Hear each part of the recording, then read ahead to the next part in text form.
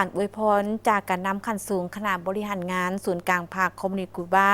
ถึงการนำขั้นสูงคณะบริหารงานศูนย์กลางภาคประชาชนปฏิบัติลาวเนื่องในวันสั่งตั้งภาคประชาชนปฏิบัติลาวครบรอบ70 ปี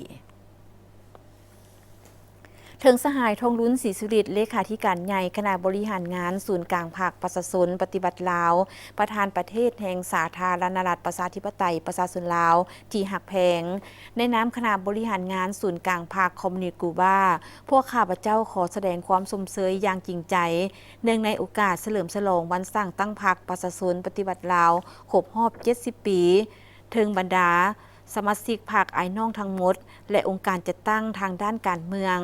พรรคเป็นกองนำหน้าด้านการเมืองของประเทศชาติได้ซี่นำพาประชาชนลาวบรรดาเผ่าในขบวนการต่อสู้เพื่อเอกราชความปรองดองพัฒนาประเทศชาติและสร้างสังคมนิยม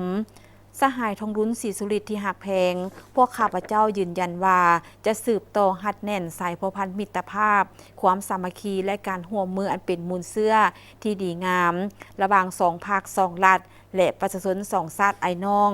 ด้วยความเคารพและนับถืออย่างสูงสหายพลเอกอารุณกาสโตรุสผู้นำปฏิบัติกูบาสหายมิแกนเดสกาแมนเบนูเดสเลขาธิการที่1คณะบริหารงานศูนย์กลางพรรคคอมมิวนิสต์กูบา